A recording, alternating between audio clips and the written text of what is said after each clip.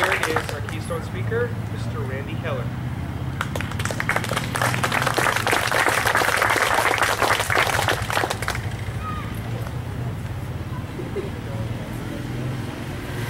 Thank you, Kyle.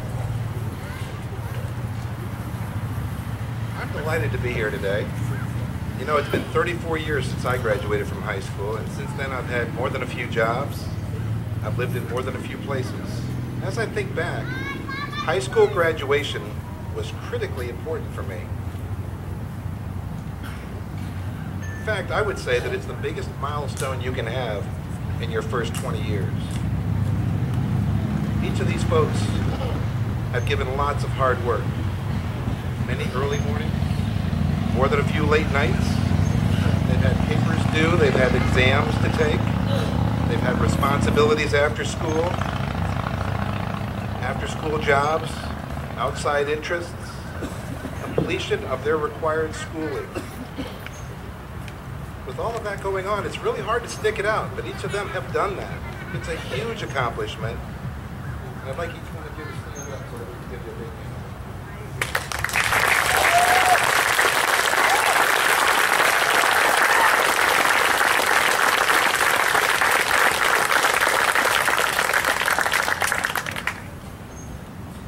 Now there are some others here in the audience that deserve some recognition, because while they did a lot of hard work, they weren't the only ones who worked hard. They got support, they got guidance. So based on that, I'd like all the parents in the group to stand up and stay standing. If you're a parent of one of these folks, would you please stand up? I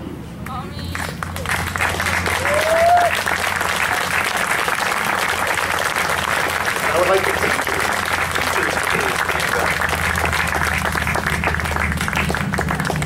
Because they deserve a great deal of respect and applause as well. Stay standing. I would like all the family members, brothers, sisters, aunts, uncles, grandparents, if you're here, stand up. You guys helped guide these folks. You were there.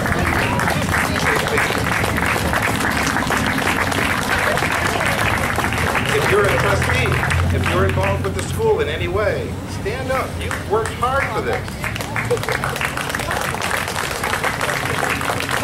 And most of all, I want those who are here who love or care for anyone here on the stage, which includes friends. Stand up. You guys have a major role in what is going on here today. So thank you. Thank you very much.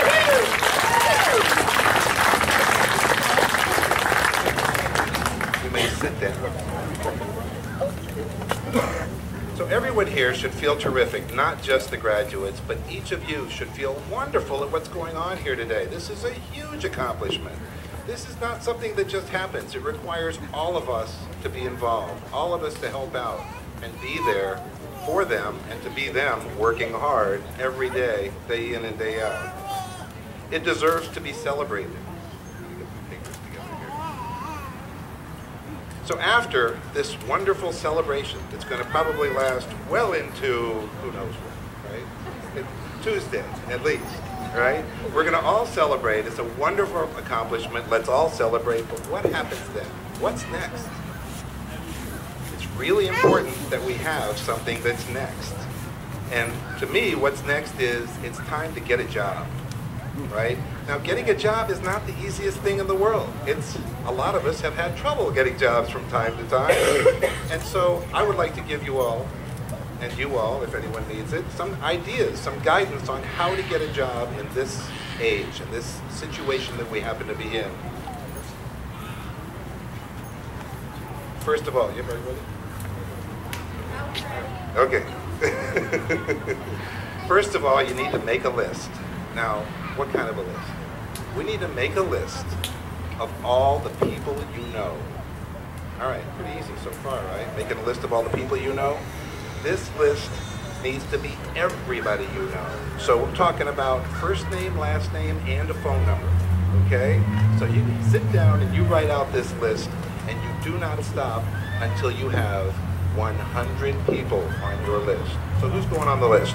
Obviously your family, right? Your parents, your aunts, your uncles, your brothers, your sisters, everyone you know who's a family member. In addition, your friends' parents, your friends' parents, relatives. Maybe you met some of their other relatives. Put them on the list, okay? You have a doctor. Maybe you have a dentist, hopefully. You maybe know a fireman. Maybe you know a policeman. Put them on the list. Everybody you know should be on this list. Your neighbors' parents, your neighbors' sons and daughters, where they work, put them on the list. You need 100 names on this list before you go to the next step. So if you think you're done and you don't have 100 names, you're not done, okay? So keep working. This could take days. This is not something you sit down and do in an hour. It takes time. Until you have 100 names, keep going. Also, put down on this list the places that you think you might like to work. And if you know someone who works there, put their name next to it. Put their phone number next to it. If you don't know the person who's on that list, who works there, write down human resources. Look up their phone number. Google it. It'll work. When you get stuck, and chances are you might just get stuck, you get to the 75, 76 area, and like, I don't know anybody else, ask your parents for help. Ask your friends for help. Ask your teachers for help. Ask me for help. I'd be happy to help you. Now that you've got 100 people on your list, the next thing that you do is you contact them. You call them or you meet with them one way or the other. You contact them. But first, you have to prepare for that contact. You don't just call them up out of the blue. You need to think through what's going on and what you're going to say. So I have a little story. This is actually a true story. I know a lot of people say that. It's truly a true story. About 20 years ago, I was in Phoenix, Arizona. I was on a business trip, and I was in a rental car, and my rental car got a flat tire. Now, 20 years ago, there were no cell phones. Anybody remember no cell phones? So what did I do? Well, I was all dressed up for a business meeting, so I got my suit coat, and I got my briefcase, and I got out of the car, and I walked about 2 blocks. There was a hotel. And back in those days, the hotels had a huge bank of phones, right? Anybody remember the bank of phones? All right, so when you go in, you find the phone, you put in your 10 cents, in this case it was a quarter, I think, and you call, and I called Avis, and I said, hello, this is Randy Heller, I've got one of your cars, and I've got a flat tire. And without missing a beat, the lady on the other end said, oh, there's a spare in the trunk. And I said, okay, all right, I get it, let me start over, my mistake, I apologize. Do you mind if I start over? Sure, she said. So I said, okay, let's do this again. My name is Randy Heller, I have one of your cars, and I have a flat tire. It's 115 degrees outside. I'm dressed in a suit and tie, and I'm late for a meeting. You have an opportunity to make me a customer for life. And she said, aha! Do you mind if I put you on hold for a moment? Sure, of course. I was in an air-conditioned Marriott hotel. So she came back about 30 seconds later, and she said, Mr. Heller, Tom, who works here, is going to drive another car out to you. You take the car he brings, we're going to take care of your flat tire. No kidding, this really happened. Now, what's the difference between when I talked to her the first time and when I talked to her the second time? I gave her all the information she needed to give me the answer I was hoping for, right? So when you call these 100 people, you need to be prepared with what you're going to say. You need to write it down, and I'm going to tell you what you're going to say. It's pretty simple. Don't worry, G will have all of this so that you can get copies of it. On Tuesday when you're finished celebrating.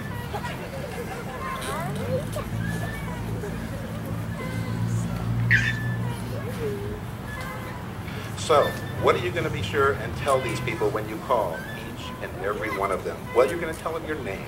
You're going to tell them how you know them. You're going to tell them why you're calling, what you want.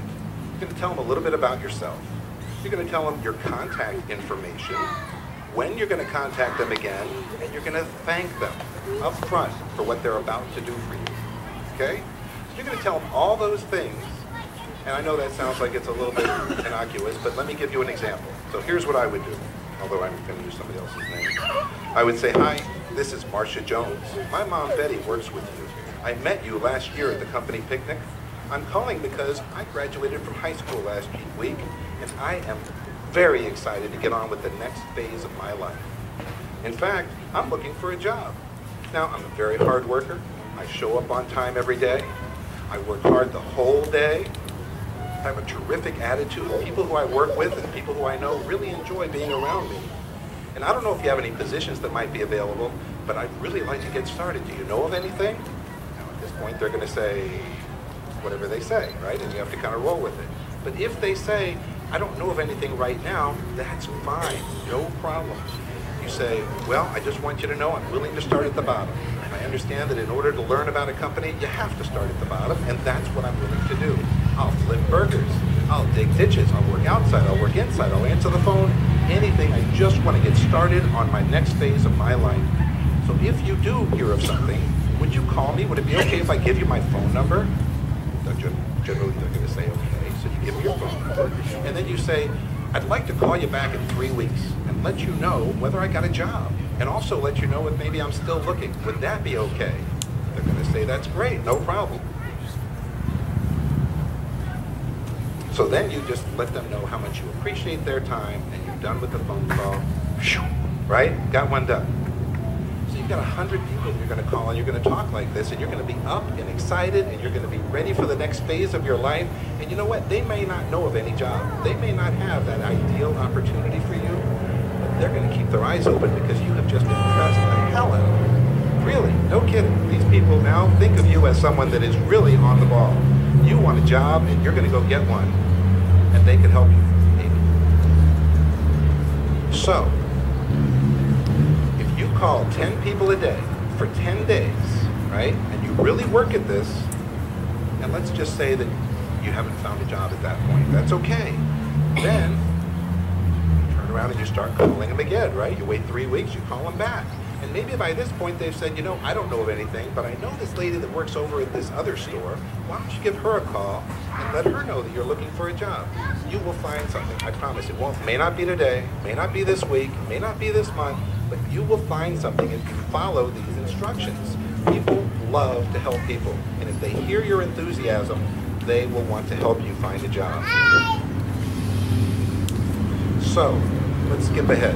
Let's say you found that job and you're flipping burgers, okay? Let's say that you found that job because you're so excited to get on with the next phase of your life. Now what? Well, maybe flipping burgers isn't the ideal opportunity you had in mind. It's possible that maybe it is, but let's just say that it's not, and that you really wanted to do something different. So how do you find that other job, the one that you really want? I'll tell you how. Work hard. You arrive early every day for work. You get people to like you. You like them. You have an incredible attitude. You are the ultimate employee. And let me tell you how this is going to help you. This is going to help you because someday somebody's going to tap you on the shoulder and they're going to say, I like your attitude. I like the fact that you work all day. You don't quit at 4 like a lot of people. You work until 5 like we're supposed to. I like the way you do what you do, and I want you on my team. I want you to come work for me in my department or in my company or whatever it might be, because that's what people want.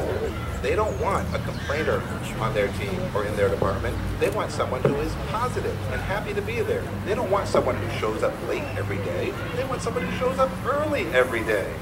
They don't want someone who works until 4. They want someone who works until 5. So if you are this person, if you work hard, if you have a great attitude, and you bring all these things with you to your first phase of your next part of your life, someone is going to tap you on the shoulder and say, I want you on my team.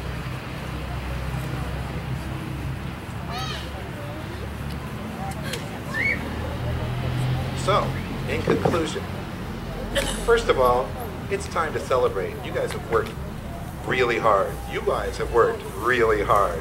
We need to make sure that we take advantage of that and take a little time, whether it's 10 minutes or a couple days or whatever.